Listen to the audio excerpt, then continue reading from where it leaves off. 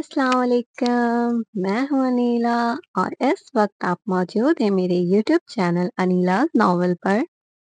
कैसे हैं आप सब? उम्मीद है खैरियत से होंगे, अपना बहुत ज़्यादा ख्याल रख रहे होंगे। तो जनाब, आज मैं हाजिर हूँ आबरू की एपिसोड नंबर 5 के साथ। आप लोगों को मेरी नॉवल कैसी लगती है? अपनी राय का इज़हार कमेंट सेक्शन में ज़रूर दिया करें। इससे मेरी हौसला अफ़ज़ाई हो जाती है। आपका एक लाइक, एक कमेंट मेरे लिए एनर्जी ड्रिंक का काम करता है। अगर आप लोगों को मेरी वीडियो पसंद आती है तो वीडियो को लाइक करें, चैनल को सब्सक्राइब करें, बेल आइकन के बटन को लाज़मी प्रेस करें ताकि मेरी हर आने वाली वीडियो आपको बर वक़्त मिल सके। तो चलते हैं अपनी नॉवल की तरफ। बड़ी वजह? कैसी बड़ी वजह?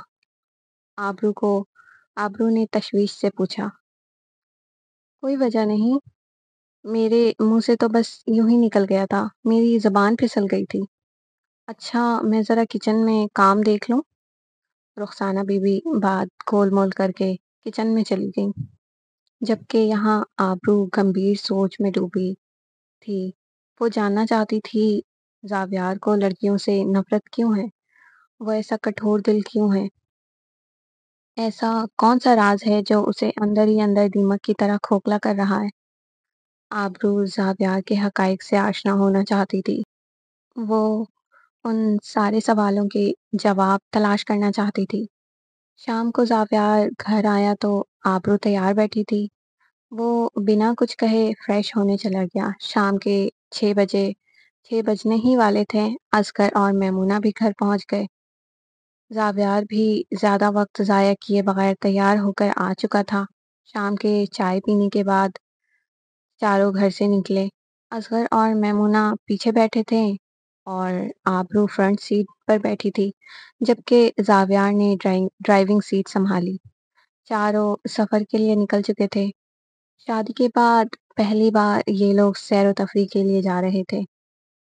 म्यूजिक तो ऑन कर यार, असगर ने पीछे से कहा।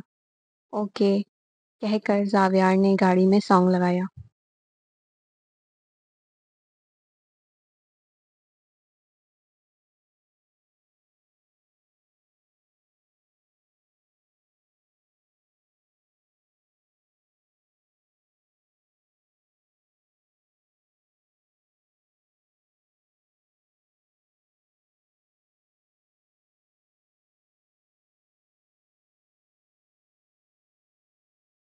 तनकी कहीं का, गाने भी बिल्कुल अपने जैसा ही लगाया है।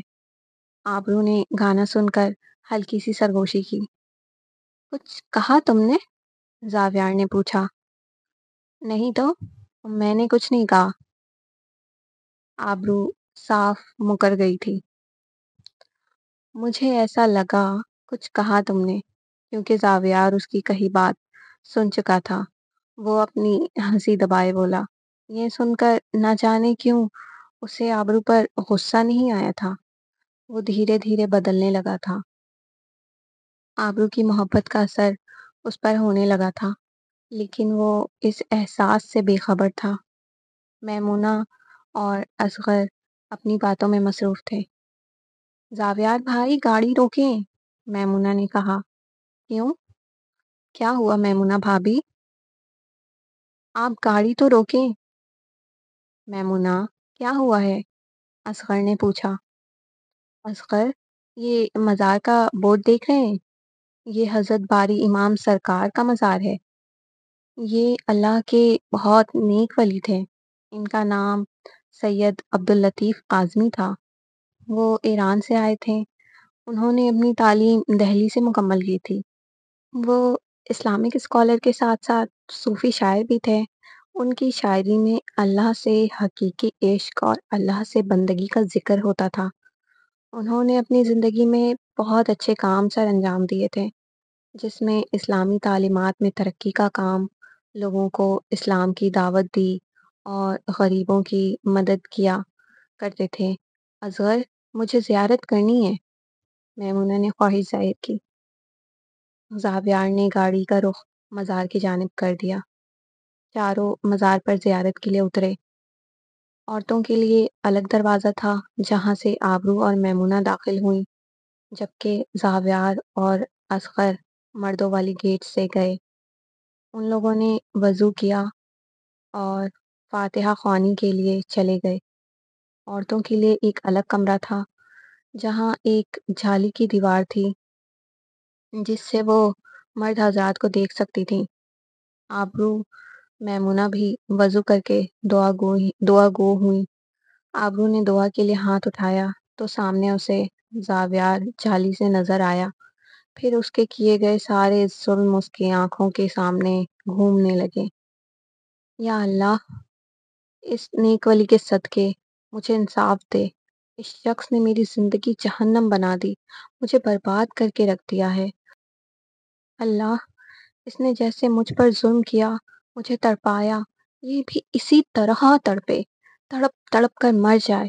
جس دن یہ مرے گا وہ میری آزادی کا دن ہوگا، اس کی موت پر میری کہانی کا انجام ہو۔ آبرو، دعا مانگ لی؟ میمونہ نے اس کے کندھے پر ہاتھ رکھا۔ ہاں مانگ لی، چلو۔ یقیناً زاویار بھائی کے لیے دعا مانگی ہوگی۔ آبرو نے اسباب میں سر ہلایا۔ میں جانتی تھی، وہ ہیں ہی اتنے اچھے، پھر تم سے اتنی محبت بھی تو کرتے ہیں۔ آبرو نے مصنوعی مسکراہٹ چہرے پر سجائی۔ چاروں زیارت کے بعد دوبارہ گاڑی میں بیٹھے۔ اندھیرا ہو چکا تھا۔ مغرب کی نماز اصغر اور زاویار نے مزار میں ہی موجود چھوٹی سی مسجد میں پڑھی، جبکہ آبرو اور میمونہ نے خواتین کے لیے الگ بنائی گئی عبادت گاہ میں پڑھی تھی۔ کچھ ہی دیر میں گاڑی راول جھیل کے قریب پہنچ چکی تھی۔ چاروں گاڑی سے نکل چکے تھے، جھیل کے پاس آ گئے۔ میمونہ اور اصغر کچھ دوری پر جھیل کے قریب بیٹھے خود میں کھوئے ہوئے تھے۔ زاویار اور آبرو دوسری سائڈ پر تھے۔ آبرو جھیل کے نزدیک بیٹھی ایک تک پانی کو دیکھی جا رہی تھی۔ یہ پانی کی چال بھی بڑی عجیب ہوتی ہے، کبھی خوب شور مچاتی ہے تو کبھی بالکل خاموش ہو جاتی ہے، جیسے کوئی گہرا راز اپنے سینے میں چھپائے رکھا ہو۔ آبرو پانی پر نظریں گڑائے بولی، کبھی کبھی انسان پر بھی یہ کیفیت طاری ہو جاتی ہے۔ زاویار سوچ میں ڈوبا ہوا بولا، کیا مطلب؟ آبرو نے لا علمی سے پوچھا۔ کچھ نہیں۔ آبرو کے پوچھنے پر وہ چونکا۔ زاویار یکدم ہی اپنی سوچوں کی سلطنت سے باہر آیا۔ چلو، ہم میمونہ اور اصغر بھائی کے پاس چلتے ہیں۔ آبرو اٹھ کھڑی ہوئی۔ کیا ہو گیا ہے، بیٹھ جاؤ، انہیں تھوڑی پرائیویسی دو۔ تم اپنی میرج لائف انجوائے نہیں کرنا چاہتی، یہ الگ بات ہے، انہیں تو کرنے دو۔ زاویار نے مذاق میں طنز کیا۔ اگر انہیں پرائیویسی ہی چاہیے تھی تو ہمیں ساتھ لے کر ہی کیوں آئے تھے؟ تیوری کے بل از خود ہی پڑ گئے تھے۔ وہ چاہتے تھے ہم بھی ساتھ میں اچھا وقت گزاریں، لیکن تمہاری چھوٹی سی عقل میں یہ بات آئے جب نا۔ لہجہ ہموار تھا۔ مجھے تمہارے ساتھ وقت گزارنے میں کوئی دلچسپی نہیں ہے۔ تیوری کے بل اب بھی جوں کے توں تھے۔ مجھے بھی جنگلی بلی کے ساتھ وقت گزارنے کا کوئی شوق نہیں ہے، مجبوری میں آیا ہوں۔ زاویار کا غصہ بڑھا تھا، آنکھیں سرخ ہوئی تھیں۔ مجھے تم نے جنگلی بلی کہا؟ تم خود کو سمجھتے کیا ہو، کہیں کے شہنشاہ ہو؟ سمجھنے کی کیا ضرورت ہے، میں ہوں شہنشاہ۔ تقدیر نے موقع دیا تو وقت آنے پر یہ بھی بتا دوں گا۔ کھڑوس، سنکی، بیسٹ کہیں کا۔ آبرو نے آڑے ٹیڑے منہ بنا کر سرگوشی کی، جسے زاویار بآسانی سن چکا تھا۔ یہ جو کینچی کی طرح زبان چلتی ہے نا تمہاری، اتنا تم اپنا دماغ چلاتی تو کسی اچھے مقام پر ہوتی۔ تم بیسٹ ہو، تم حیوان ہو، ایک بار نہیں بار بار کہوں گی، کیا کر لو گے؟ آبرو نے چٹکی بجاتے ہوئے کہا۔ آبرو، میرا ضبط مت آزماؤ، ورنہ ابھی تمہیں اٹھا کر جھیل کے پانی میں پھینک دوں گا۔ جب کہنا بیسٹ پھر زیادہ سوٹ کرے گا۔ میں ان کھوکھلی دھمکیوں سے ڈرتی نہیں ہوں۔ زاویار کے سامنے کھڑی اڑیل لڑکی نے بھی ناک سے مکھی اڑائی۔ اب بات زاویار کے بس سے باہر تھی۔ اسے ایک گمان ہوا کہ آبرو نے اسے للکارا ہے۔ وہ اپنی جگہ سے اٹھ کھڑا ہوا، پھر آبرو کے پاس جا کر اسے یکدم اپنی گود میں اٹھا لیا۔ یہ کیا بدتمیزی ہے، چھوڑو مجھے! آبرو اس کی مضبوط گرفت میں کسمس آئی۔ اس کے ذہن و گمان میں بھی نہ تھا کہ زاویار اگلے ہی پل کیا کرنے والا ہے۔ یہ بدتمیزی تو اب میں کر کے دکھاؤں گا، تمہیں تمیز راست نہیں آتی ہے۔ ابھی آبرو کچھ کہتی، اس نے اتنا موقع دیے بغیر یہ کہہ کر اسے جھیل کی پانی میں گیند کی طرح ہوا میں اچھال کر پانی میں پھینکا۔ وہ اس قدر غصے میں تھا کہ اسے احساس ہی نہ ہوا کہ اس نے کیا کر دیا تھا۔ زاویار، مجھے بچاؤ! مجھے تیرنا نہیں آتا، کوئی ہے؟ بچاؤ! آبرو بے بسی سے چیخ رہی تھی، جبکہ زاویار خاموشی سے کھڑا تماشا دیکھ رہا تھا۔ آہستہ آہستہ آبرو پانی کی سطح میں کہیں کھو گئی تھی۔ اب کسی کی بچاؤ بچاؤ کی چلانے کی آواز آنا بند ہو چکی تھی۔ وہ زاویار کی آنکھوں سے اوجھل ہو چکی تھی۔ پانی نے اسے اپنے اندر سمیٹ لیا تھا۔ آبرو کے نازک وجود پر پانی نے اپنا گرفت بآسانی بنا لیا تھا۔ وہ پانی کی آغوش میں کہیں گم ہو گئی تھی۔ اصغر اور میمونہ منظر سے غائب تھے، نہ جانے کہاں چلے گئے تھے۔ زاویار نے دیکھا آبرو اب نظر نہیں آ رہی تھی، نہ ہی اس کی آواز آ رہی تھی۔ اس نے یکدم پانی میں چھلانگ لگائی۔ وہ پانی میں ادھر ادھر آبرو کو ڈھونڈ رہا تھا، لیکن اسے آبرو کہیں مل ہی نہیں رہی تھی۔ کچھ دیر کے بعد وہ آبرو کو اپنی باہوں میں بھرے پانی کی اوپری سطح پر آیا۔ اس نے آبرو کو خشکی پر ڈھکیلا، پھر خود پانی سے باہر آیا، جبکہ حواس زائل ہو چکے تھے۔ آبرو پانی پی چکی تھی، جس سے نکالنا بہت ضروری تھا۔ زاویار اس کے سینے پر اور پیٹ پر زور دیتے ہوئے پانی نکالنے لگا۔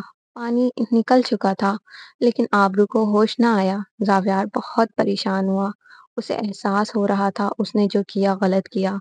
آج آبرو اس کی وجہ سے اپنی زندگی گنوا سکتی تھی۔ وہ کبھی آبرو کو پریشان نہیں کرے گا، اس نے عہد لیا۔ آبرو اٹھو پلیز! وہ اسے جھنجھوڑ رہا تھا، لیکن اسے کہاں ہوش آنے والا تھا۔ اصغر، میمونہ بھی نہ جانے کہاں چلے گئے تھے۔ میں کیا کروں؟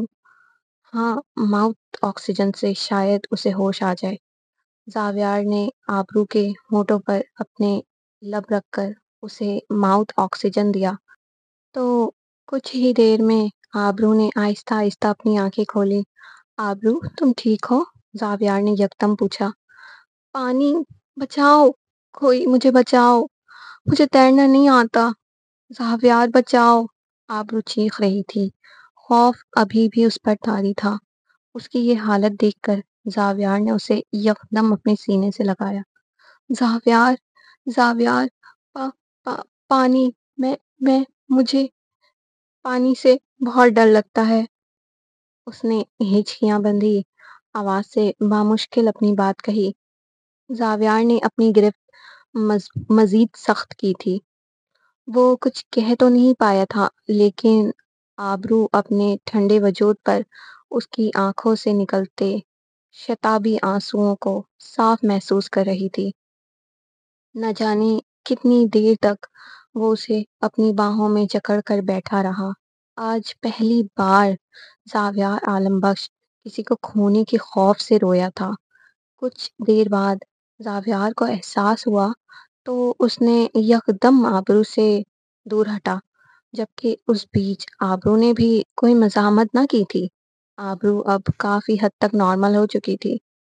میرا دوپٹہ پانی میں کھو گیا ہے، وہ اپنے جسم پر گیلے کپڑے سے، جس سے اس کے جسم کے خد و خال نمایاں ہو رہے تھے، اپنے ہاتھوں سے چھپانے کی کوشش کر رہی تھی۔ زاویار نے بنا کچھ کہے اسے اپنا کوٹ اتار کر دیا، جسے آبرو نے فوراً پہن لیا تھا۔ اب دونوں الگ الگ رخ کر کے بیٹھے تھے۔ دونوں نے مکمل خاموشی اختیار کر لی تھی۔ شاید دونوں کے پاس ہی کہنے کو کچھ نہ تھا۔ آبرو! میمونہ نے اسے پکارا۔ انجوائے کر رہی ہو؟ وہ کچھ دور سے آتے ہوئے نظر آئی۔ تم لوگ کہاں چلے گئے تھے؟ میں بس یوں ہی اصغر کے ساتھ سیر و تفریح، پھر پرندے دیکھنے چلی گئی تھی۔ بہت پیارے پیارے پرندے ہیں یہاں، مور بھی ہے، میمونہ نے پرجوش ہو کر بتایا۔ تم نے یہ کوٹ کیوں پہنا ہے؟ تمہارے بال کیوں گیلے ہو رہے ہیں؟ میمونہ کے سوال پر زاویار کو دھڑکا لگا تھا۔ وہ وہیں بیٹھا ان کی باتیں سن رہا تھا۔ میں جھیل کو نزدیک سے دیکھنے کے لیے آگے بڑھی تھی، جب ہی یکدم میرا پاؤں پھسلا اور میں جھیل کے پانی میں گر گئی۔ زاویار نے مجھے فوراً بچایا۔ جب ہی ہم دونوں کے کپڑے گیلے ہو گئے، میرا دوپٹہ بھی پانی میں کھو گیا تھا، اس لیے زاویار نے مجھے اپنا کوٹ دیا۔ آبرو نے کافی احتیاط سے لفظوں کا انتخاب کرتے ہوئے بات بنائی۔ زاویار آبرو کے جھوٹ پر شرمگین نظریں زمین پر ٹکائے بیٹھا تھا۔ اصغر میمونہ کے پیچھے سے آتے ہوئے اس نے ساری باتیں سن لی تھیں۔ اللہ کا شکر ہے تمہیں کچھ ہوا نہیں، تم ٹھیک ہو، آگے سے دھیان رکھنا۔ میمونہ نے شکر کا کلمہ پڑھا۔ تو ٹھیک ہے؟ اصغر زاویار سے مخاطب ہوا، جو کافی گمسم بیٹھا تھا۔ میں ٹھیک ہوں۔ چل صحیح ہے، پھر ہم سب ڈنر کرتے ہیں، رات زیادہ ہو گئی ہے، پھر گھر چلیں گے۔ زاویار نے اسباب میں سر ہلا دیا۔ آج کے حادثے نے زاویار کے وجود کو اندر سے جھنجھوڑا تھا۔ اس کے اندر ایک طوفان برپا تھا۔ آج آبرو کو کچھ ہو جاتا تو وہ کبھی خود کو معاف نہیں کر پاتا۔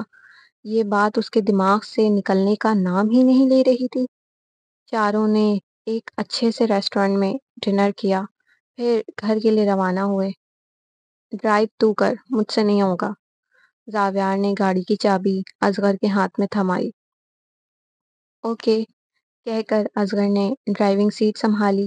میمونہ فرنٹ سیٹ پر بیٹھ گئی، جبکہ زاویار اور آبرو پیچھے بیٹھے تھے۔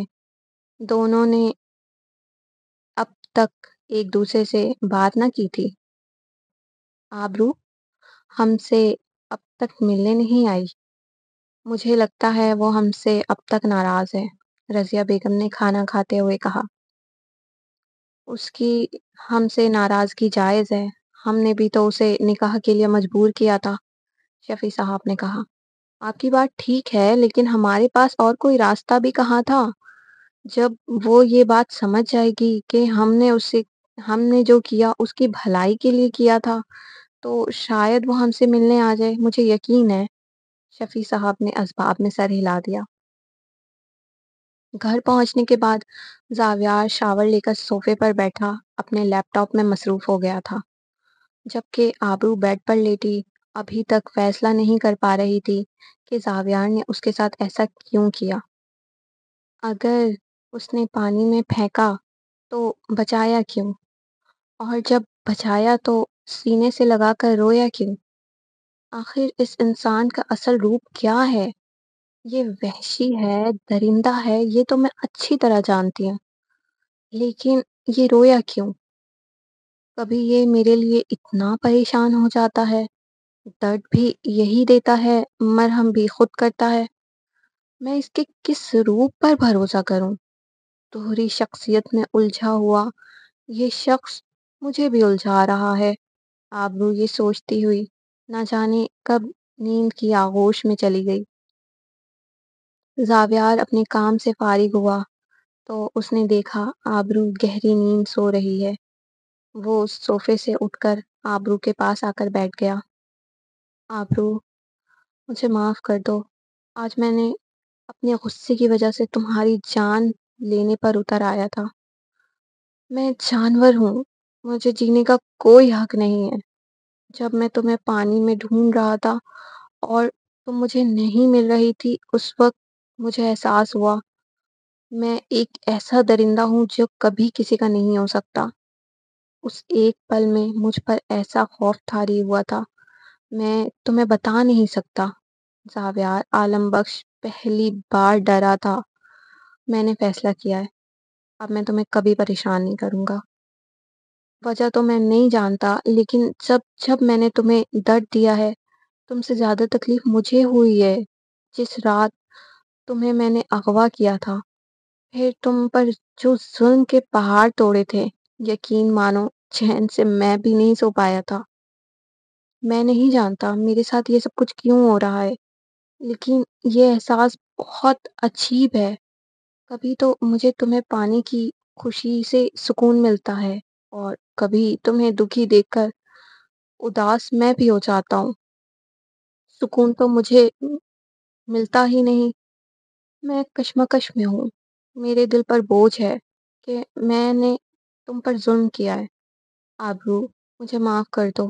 یہ کہہ کر زاویار اس کے ماتھے پر بہت نزاکت سے بوسہ دیا، پھر خود صوفے پر جا کر سو گیا۔ ناک ناک، آ رہی ہوں۔ ابھی رضیہ بیگم کام پر جانے کی تیاری کر رہی تھی کہ دروازے پر دستک ہوئی۔ ارے بیٹا تم، آؤ آؤ اندر آؤ۔ رضیہ بیگم نے دروازہ کھولا تو سامنے زاویار کھڑا تھا۔ جی میں اس سائڈ سے گزر رہا تھا تو سوچا آپ لوگوں کی خیریت دریافت کرتا چلوں۔ یہ تو تمہارا بڑا پن ہے بیٹا، ہمارے اس غریب خانے میں ہم سے ملنے چلے آئے۔ آؤ بیٹھو نا۔ رضیہ بیگم نے وہی پھٹی ہوئی چٹائی بچھائی۔ یہ آپ کیسی باتیں کر رہی ہیں؟ بیٹا جتنا بھی بڑا ہو جائے، اپنے ماں باپ کے لیے ہمیشہ چھوٹا ہی رہتا ہے۔ اس کی اس بات پر رضیہ بیگم زاویار کو حیران کن نظروں سے دیکھنے لگیں۔ آپ ایسے کیا دیکھ رہی ہیں؟ کیوں؟ میں آپ کا بیٹا نہیں ہوں؟ تم نے جو ہمارے لیے کیا ہے، ہماری نظر میں تمہارا درجہ بیٹے سے بھی اونچا ہے۔ نہ نہ، آپ مجھے بیٹا ہی بنا کر رکھیں، اس سے بڑا درجہ مجھے نہیں چاہیے۔ وہ چٹائی پر بیٹھ کر بولا۔ اس کی باتیں سن کر رضیہ بیگم کے چہرے پر مسکراہٹ نمایاں ہوئی تھی۔ آپ کے ہاتھوں کی ایک کپ چائے ملے گی؟ زاویار نے بے تکلفی سے فرمائش کی۔ بھلا کیوں نہیں؟ یہ بھی کوئی پوچھنے والی بات ہے؟ ابھی بناتی ہوں۔ آبرو نہیں آئی تمہارے ساتھ؟ رضیہ بیگم نے زاویار کو چائے کا کپ تھماتے ہوئے سوال کیا۔ دراصل وہ گھر پر ہے، اور میں تو یہاں آفس کے کام کے سلسلے میں آیا تھا۔ اچھا، وہ گھر پر ہے۔ رضیہ بیگم کے لہجے میں اداسی تھی۔ آپ اداس کیوں ہو گئیں؟ وہ آپ لوگوں سے ملنے ضرور آئے گی، میں خود اسے لے کر آؤں گا، یہ میرا آپ لوگوں سے وعدہ ہے۔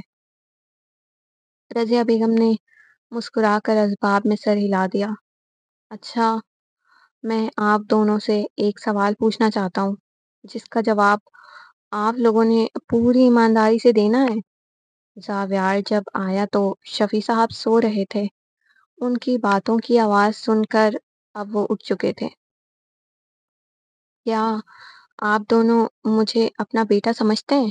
زاویار نے سوال کیا۔ تم ایسے کیوں پوچھ رہے ہو؟ بیٹا، بے شک ہم تمہیں اپنا بیٹا مانتے ہیں، رضیہ بیگم نے کہا۔ وہ زاویار کی باتوں سے کچھ پریشان ہوئی تھی۔ بابا، آپ نے کوئی جواب نہیں دیا۔ زاویار شفیع صاحب سے مخاطب ہوا۔ بیٹا، آپ نے تو ایک بیٹے کی طرح ہماری مدد کی تھی، تو میں تمہیں پہلے دن سے ہی بیٹا مان لیا تھا۔ ٹھیک ہے، آپ لوگوں نے مجھے اپنا بیٹا مانا ہے تو یقیناً میری ہر بات بھی ضرور مانیں گے۔ کون سی بات؟ رضیہ بیگم نے تعجب سے پوچھا۔ پہلے آپ دونوں مجھ سے وعدہ کریں کہ آپ لوگ انکار نہیں کریں گے، زاویار نے کسی معصوم بچے کی طرح ضدی انداز میں کہا۔ ہاں بالکل مانیں گے، تم بتاؤ تو صحیح بات کیا ہے؟ اب شفیع صاحب نے کہا۔ میں نہیں چاہتا آپ لوگ اب یہاں اور مزید اس گھر میں رہیں۔ ہم اس گھر میں نہیں تو اور کہاں رہیں گے بیٹا؟ ہمارے پاس سر چھپانے کے لیے بس یہی ایک جگہ ہے، رضیہ بیگم نے یکدم کہا۔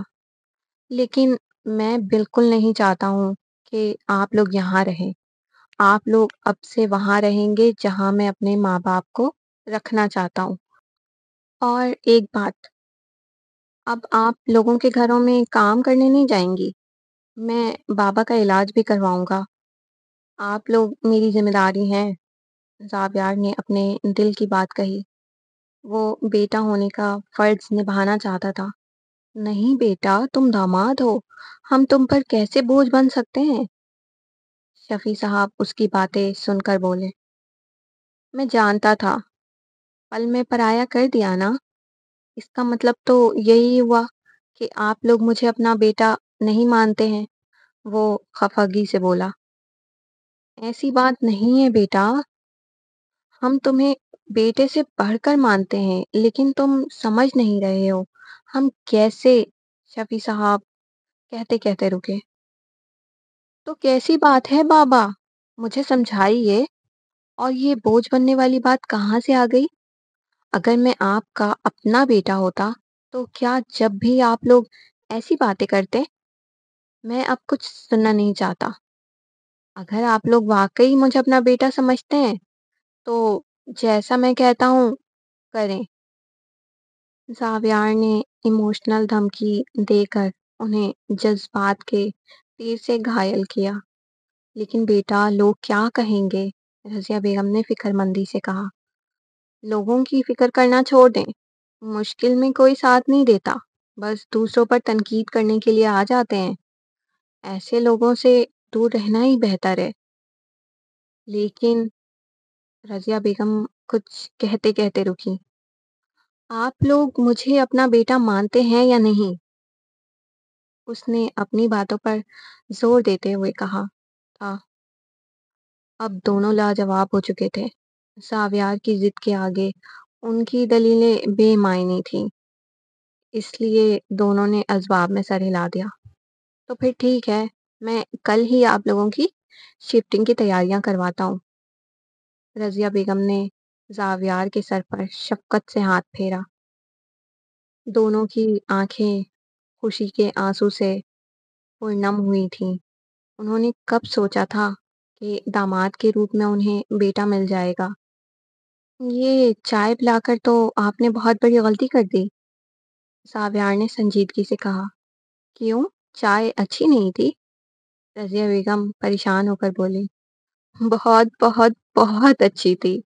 اب تو میں بار بار آ کر چائے پینے کے لیے آپ کو پریشان کروں گا، اس نے ہنستے ہوئے کہا۔ رضیہ بیگم نے مسکراتے ہوئے نفی میں سر ہلایا۔ زاویار کا دل محبت کا شیدائی ہے، وہ پیار کا بھوکا ہے۔ اس بات کو رضیہ بیگم اور شفیع صاحب نے بخوبی محسوس کیا تھا۔ اب میں اجازت چاہوں گا، آپ کی بیٹی میرا انتظار کر رہی ہوگی۔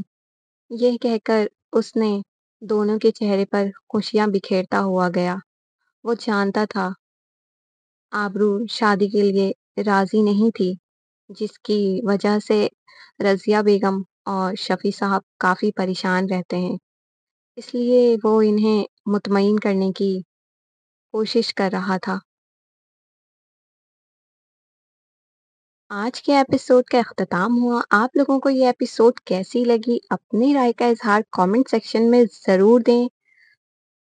آنے والے ایپیسوڈ میں کیا ہونے والا ہے؟ زاویار اور آبرو کی یہ نفرت کی شادی کی داستان کب محبت کی منزل کو پہنچے گی؟ کس طرح ان کے محبت کا آغاز ہوگا؟ یہ سب جاننے کے لیے میری ہر آنے والی ویڈیو کو لازمی دیکھیں۔ ویڈیو کو لائک شیئر لازمی کر دیں۔ اللہ حافظ۔